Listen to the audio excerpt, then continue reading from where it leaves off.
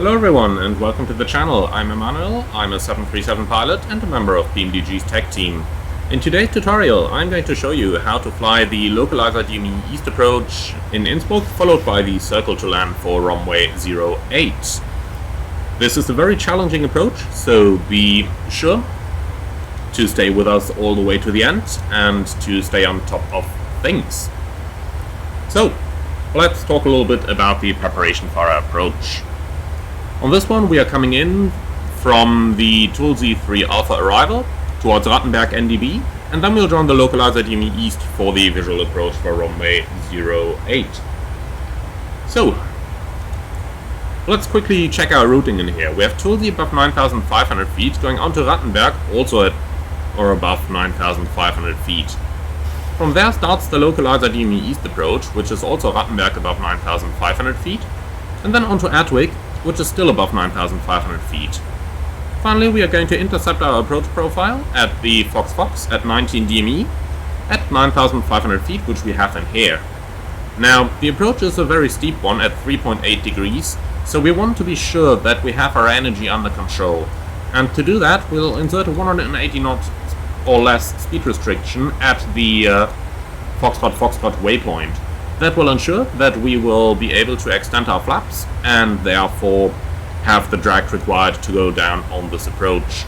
Note that at any point, if our speed is increasing too far, we can still extend the landing gear. However, if we are able to manage to go down without the landing gear, then that is permissible as well. In Innsbruck, there is both a localizer and a glide slope available for this approach. However, we have to be aware that when we want to fly the circle to land and make use of the autopilot for that, then we can not use the glide slope mode of the autopilot. I will quickly initiate the descent here so that we get going on our approach. The reason that we cannot use the glide slope mode is that we'll have to go into altitude acquire mode when we reach our circling minima of 3,700 feet. And if the autopilot was to be in glide slope, it would simply descend through that altitude.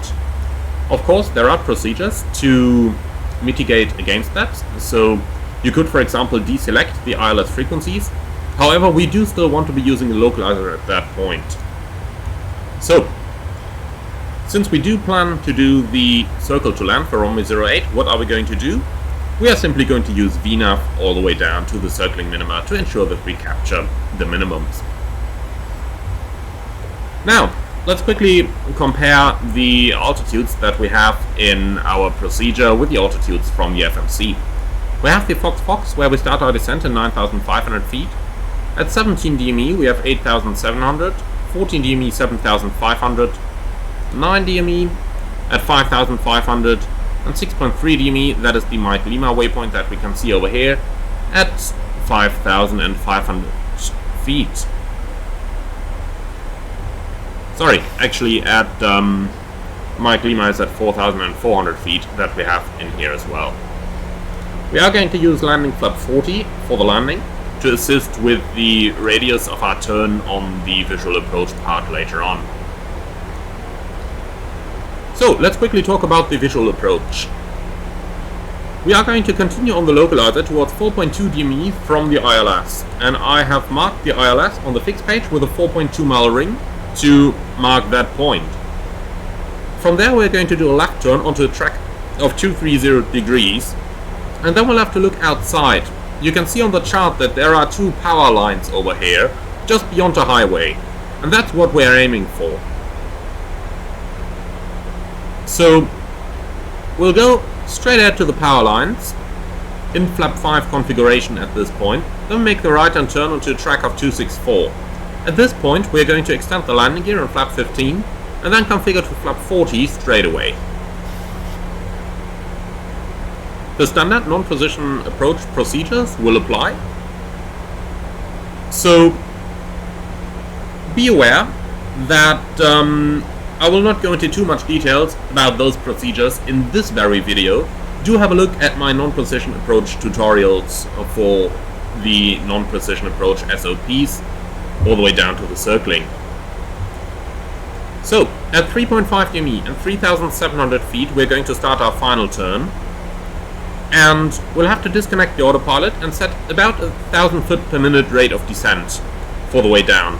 This is going to take us very close to the terrain, and since the PMDG 737 currently has a couple of issues as of July 2022 with the approach mode of the GPWS Look Ahead terrain feature, I'm just going to disable that one right now.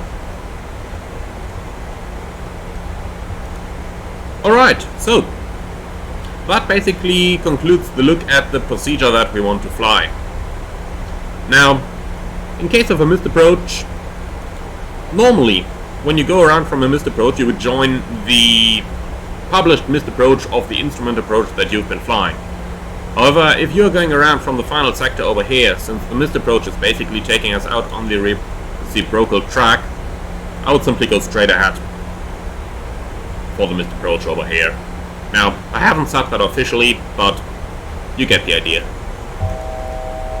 Alright, so we're approaching the 9,500 foot point, which is and the deceleration segment over here, and energy management is really important on this approach, so make sure that you got your flaps out to 5 before you start the final descent. Again, this is a steep descent of 3.8 degrees, so getting your flaps out is paramount to getting the aircraft's energy under control on the final approach. If you rush into the final descent here at 240 knots, then you can basically go around and come back for a second attempt.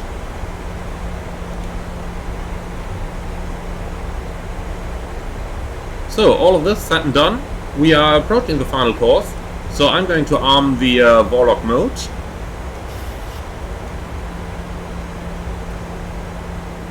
And get the flaps out to 1.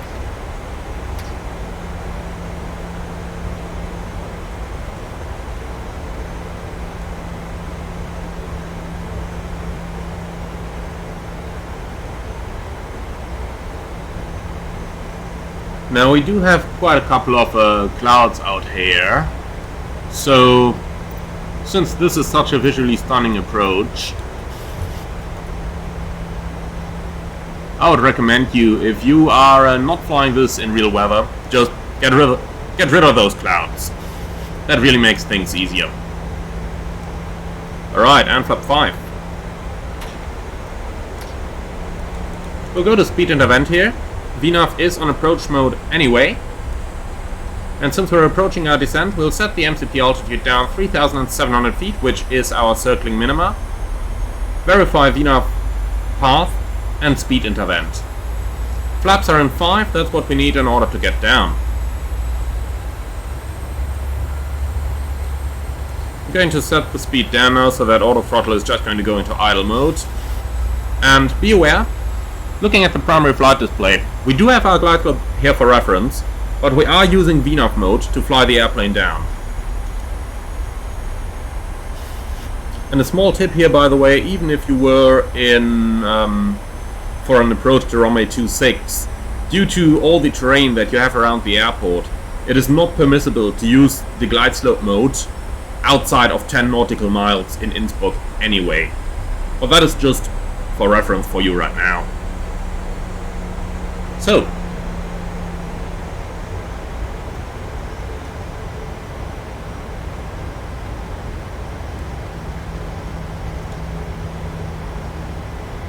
by the way, what you see happening right now actually is a bug. It's not supposed to go into VNAV speed mode on an approach like this. It is supposed to stay in VNAV path and simply recapture.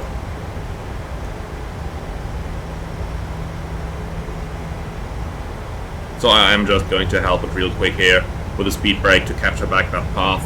That's not supposed to happen. Here we are again in VNAV path. So if that happens for you, it is a bug. Do let PMDG know about it.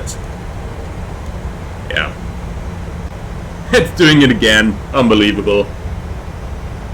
So do let PMDG know about it if that happens to you. I'm not going to cut this out of the video, by the way, because it does serve you as a learning aid that you'll have to keep an eye on the FMA and what it's doing.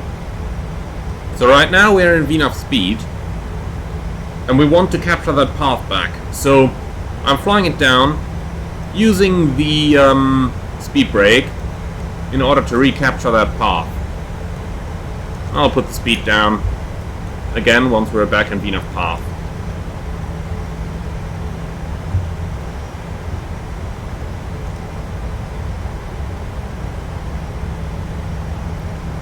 So the speed brake is out right now because our indicated airspeed is a little bit high. We do have the runway in sight, just up front over there. We are basically straight on the path again. We can see it over here as well. At 10 DME we're supposed to be at 5,900. We've just passed 10 DME and we've been on the path at that moment.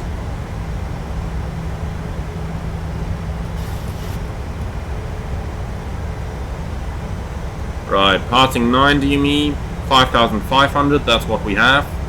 So we're straight on the path right now.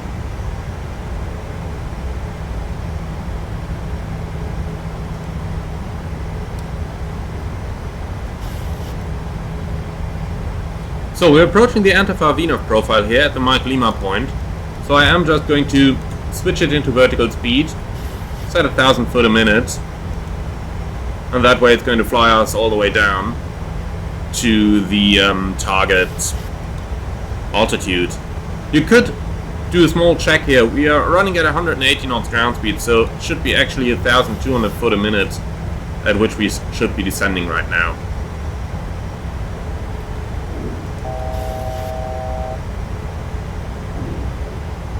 The glide slope is always there for your reference, but keep in mind not to use the glide slope mode, otherwise the airplane is not going to level out at 3,700 feet. I stowed the speed brake now since we're back right on speed.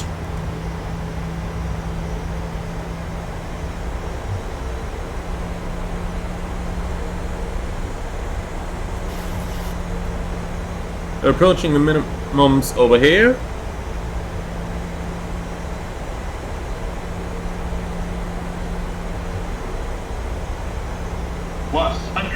Check.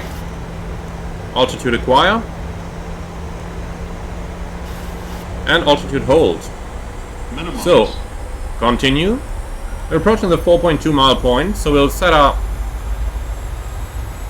heading to a 230 and start the breakout onto the 230 track. And since we're in altitude hold mode, we can also set our missed approach altitude now of 9,500 feet.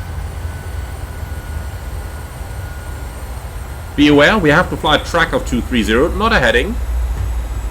So, if the wind is drifting you off, you have to adjust the heading back accordingly to fly the appropriate track for this part of the approach. Now, it basically comes down to looking outside. We can see our highway and the obstacles on the left-hand side here. Here's the highway. We're flying just across that. And now we have to start looking out for the power lines. They will be just over here, so that's where the downwind part of the approach really is. And you can see them coming up over here. That's the power lines that we're heading out to.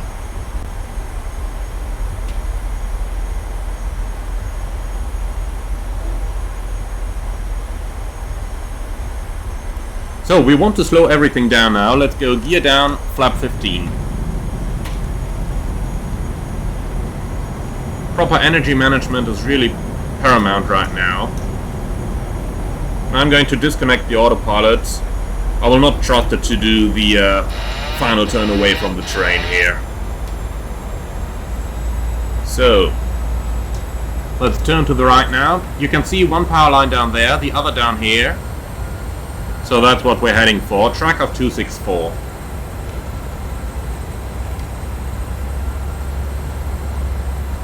Right, that's the 264 track. 500. Of course I'm overshooting it. What else in a tutorial? Alright, and flaps 40.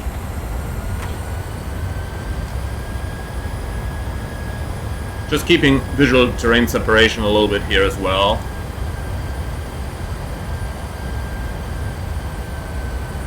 you can see the church up there. That's our base turn point. You can see that marked on the chart over here. So we want to be on speed, on altitude at this point. Also, I will go ahead and recycle the flight director right now.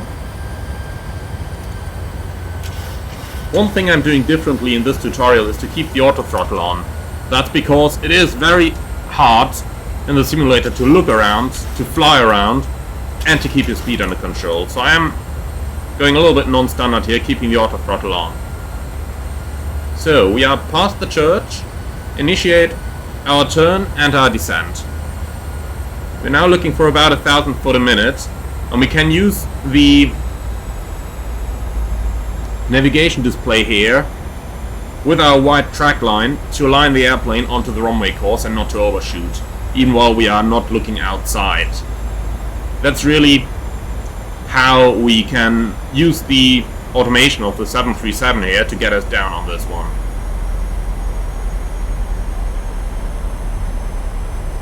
Also be aware, we are now 3 miles out from the runway and we are about at the 1,000 foot point, so that is actually giving us very handy information here if we are on path or not. And there comes our runway. So we are right on path. Here we go. Now we'll just have to look out for the poppy, make sure that we get ourselves established, and then get down. Also be aware, if you have been using your auto throttle thus far, now it's a good point to disconnect it.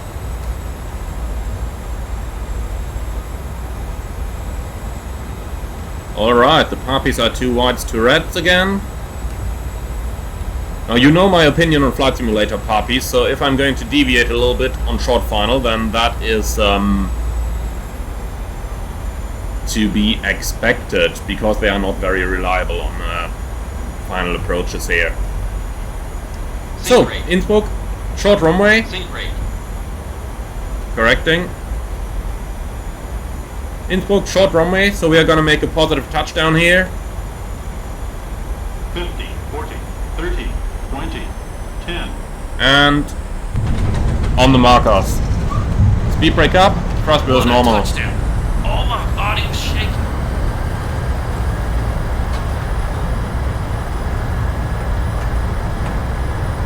We'll do some manual braking here to make the exit.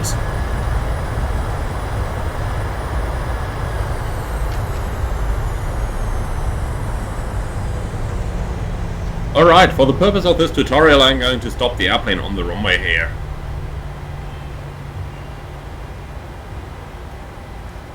So that's it, welcome to Innsbruck. So, let's recap the approach real quick. Basically, the moment we are braking out here for the approach, we can still be in flap 5, but latest by the time that we have to turn onto the downwind leg, I would extend the landing gear in flap 15. Also, you can use the autopilot for the outbound leg here, but I would not trust the autopilot to navigate that close to the terrain on the base leg. So I would disconnect the autopilot there. Be sure to maintain your 3,700 feet. You can see how things can get on top of you real quick when you are flying single pilot operation. You've seen me struggle on the altitude a little bit there as well. As we approach the final turn, it can be handy to keep your auto throttle engaged there for taking a little bit relief off you. In real life, we don't do it. We don't fly with the auto throttle engaged while the autopilot is not on. So if you're hand flying, you're also handling the thrust manually. However, for simulation purposes, since it is not all that easy to look around, I would personally choose to keep the auto throttle engaged for that one. Finally, using the navigation display to get proper aid and plan your distances and your altitudes while you cannot see the runway is a very handy tool. First of all, you have the track line to align yourself with the runway, and then we know the distance from the runway by looking at the navigation display. So by applying 300 foot per nautical mile, it is very easy to actually manage your altitude on the turn inbound. You can see how the 3 miles out, 1,000 foot wide bar on the altitude tape worked very, very well there. Finally, I would always recommend you to fly the approach with flap 40 in order to get your speed down. You can see how we had to use an average of like 25 degrees angle of bank on the turn inbound, even though we were just about doing 137 knots in the 737-700. If you were to fly this at an 800, the approach speed could easily be like 10 knots higher, so then the turn radius really becomes the problem for you. So use flap 40, even though the airplane is not as nice to control in flap 40, which is the same in the real one by the way. Use flap 40 to make that turn and just to take a little bit relief off you once again. Of course, in real life you would have a first officer with you who would give you great guidance on how to get this thing in. Because on the right hand seat he could see the runway all the time, while you as captain on the left hand seat would have a little bit difficulty seeing that runway. So, I hope you enjoyed this one, I hope you found it useful. Let me know in the comments how your approaches into runway 08 in Innsbruck are working out, and I'm looking forward to see you all on the next one. Finally, if you really like my videos, consider a small donation through the Buy Me a Coffee link that you can find below. You will also find the link to my Discord down there, so I'll be really happy to see you over there. Until then, thank you very much for joining, I hope you found this one useful, and I'm looking forward to see you all again soon.